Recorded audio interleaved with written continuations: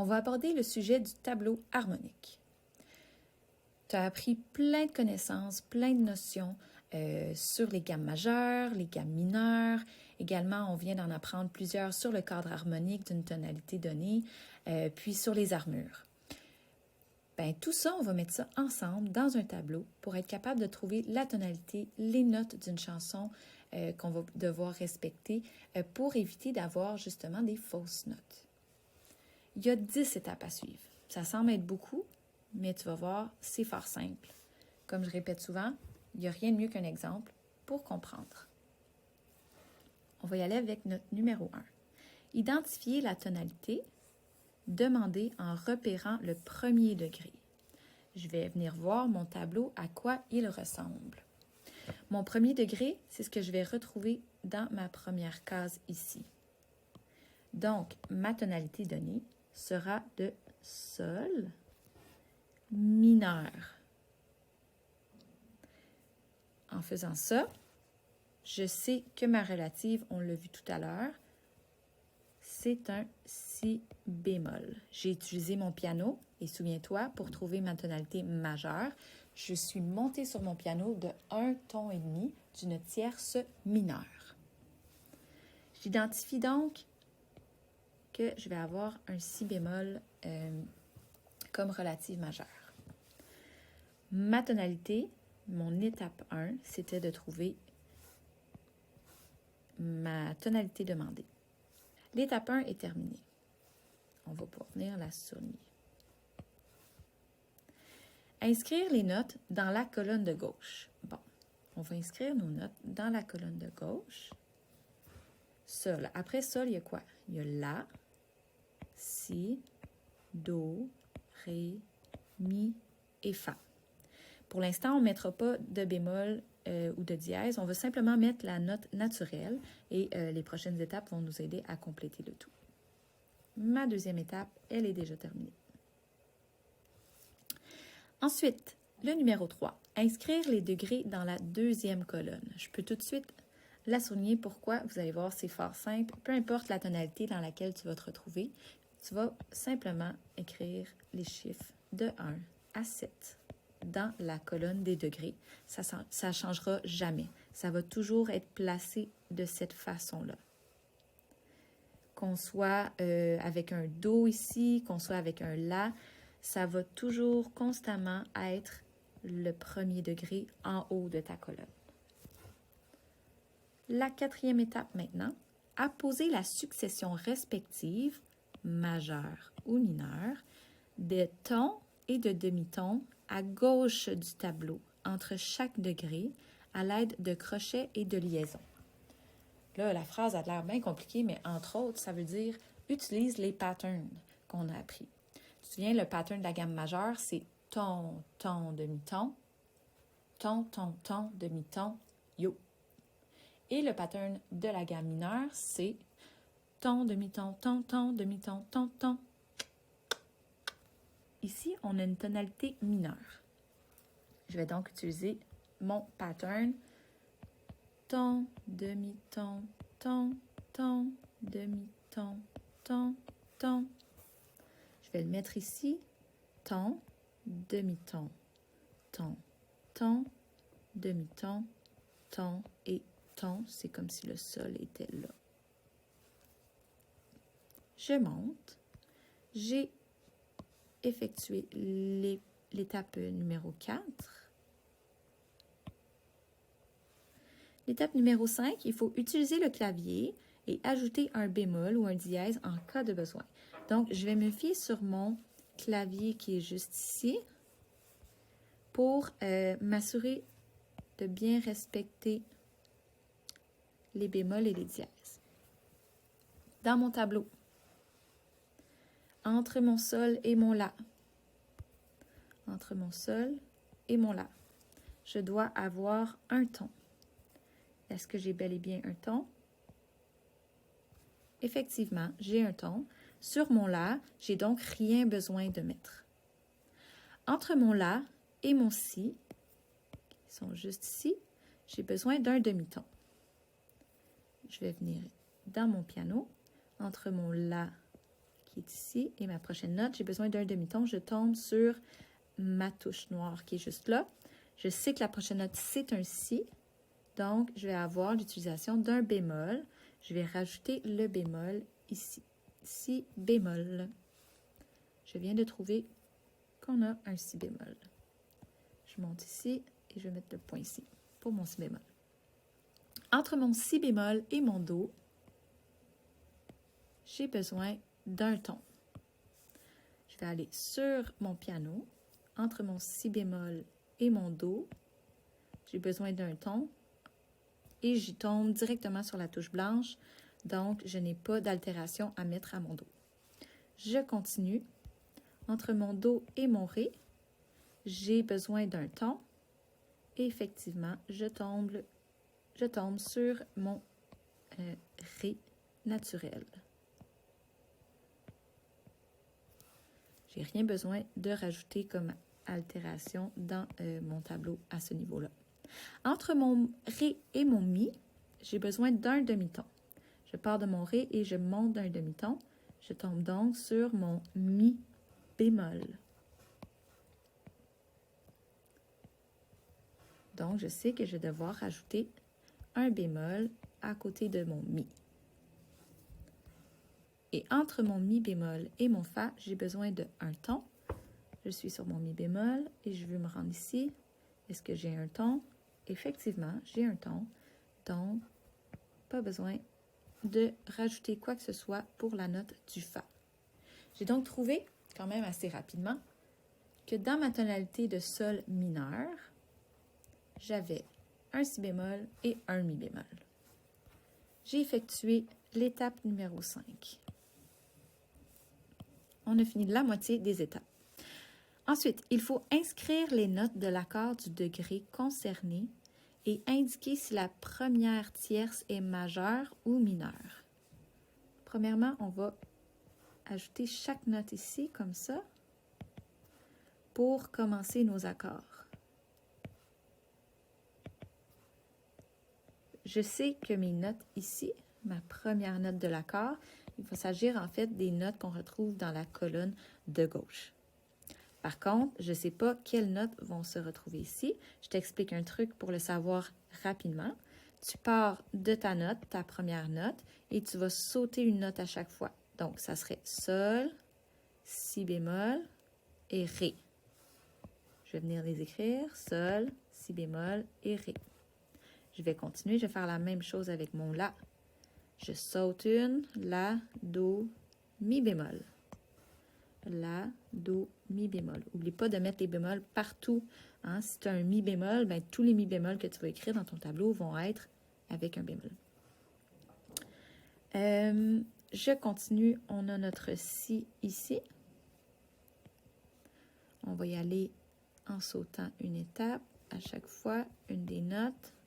On tombe donc sur si bémol, ré et fa. On va venir l'inscrire. Si bémol, ré et fa. Je pars du do, je me rends sur la... J'en saute une, je tombe sur le mi bémol. J'en saute une autre, je tombe sur le sol. Do, mi bémol et sol. Je continue mon exercice. Ré, j'en saute une. Fa, j'en saute une. Et je vais tomber sur le la. D'accord? Vous comprenez que c'est comme si j'avais sauté mon sol ici puis que je tombais sur mon la. Donc, ça va faire ré, fa et la. Mi bémol cette fois-ci. Mi bémol, sol et si bémol. Mi bémol, sol et si bémol. Le dernier, le fa. Je pars du fa, la et do. On a trouvé toutes les notes de nos accords. C'est vraiment super, c'est quand même assez simple, n'est-ce pas? Tu as juste à sauter pour trouver les... Tu as juste à sauter une note pour trouver les notes respectives d'un accord. Maintenant, ce que ça nous demandait, c'est de savoir si notre espace entre les premières notes était mineur ou majeur. Entre mon sol et mon si bémol sur un piano, entre mon sol et mon si bémol sur un piano, j'ai un ton et demi. Donc, on va savoir que l'espace entre le sol et le si bémol est mineur, donc une tierce mineure. Je continue. Entre mon la et mon do, j'ai un demi-ton, je suis rendue à un ton, puis un ton et demi. Ce qui va encore une fois donner une tierce mineure, un ton et une demi.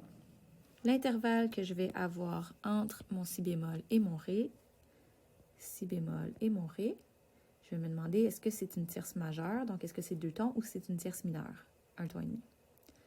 Je bouge comme ça fait un ton, deux tons. Donc, en ayant deux tons, je sais que ma tierce, ça va être majeure, donc le gros M. Notre do et notre mi bémol. Sur notre do et notre mi bémol, c'est quoi la distance entre les deux? Un ton et demi, donc une tierce qui va être mineure. Entre mon ré et mon fa, je vais aller voir dans mon piano. Entre mon ré et mon fa, un ton et demi, j'ai encore une tierce mineure. Entre mon mi bémol et mon sol, je vais sur mon piano, le mi bémol est là, le sol est là, un ton comme ça et un autre ton complet comme ça. J'ai donc deux tons, c'est une tierce qui est dite majeure, donc je vais surligner là. Finalement, entre mon fa et mon la, le fa est là et le la est là. Un ton, deux tons. J'ai un accord qui est majeur. Donc, la tierce sera majeure entre la première et la deuxième note. Finalement, on a terminé l'étape numéro 6. La numéro 7, il faut identifier le nom pop de l'accord. Quand je parle du nom pop, je veux que tu me donnes la lettre en anglais, donc la note en anglais. L'accord pop va être ici. Je veux que tu utilises les notes en anglais. On sait que le sol, c'est un G, le la, c'est un A, ensuite B, C, D, E et F. J'ai mis ces accords-là. Je sais s'il y a un bémol. Je vais le mettre ici aussi. Sur le si et sur le mi. Il y a un bémol ici, donc je le mets ici. Il ne faut vraiment pas l'oublier, sinon c'est complètement différent. On va aller voir la prochaine étape. Il faut savoir si l'accord est majeur ou mineur pour compléter nos accords pop. Savoir qu'est-ce qu'on met à côté de nos lettres pour qualifier l'accord. Je sais ici que j'ai un accord qui est mineur. Je peux mettre un petit m pour décrire l'accord. Donc, je décris l'accord en mettant un petit m pour mentionner qu'il est mineur. Donc, cet accord-là, ça s'appelle sol mineur. Le deuxième degré, on a parlé des accords qui étaient mineurs, majeurs ou diminués. Le deuxième degré en tonalité mineure va toujours être diminué. D'accord?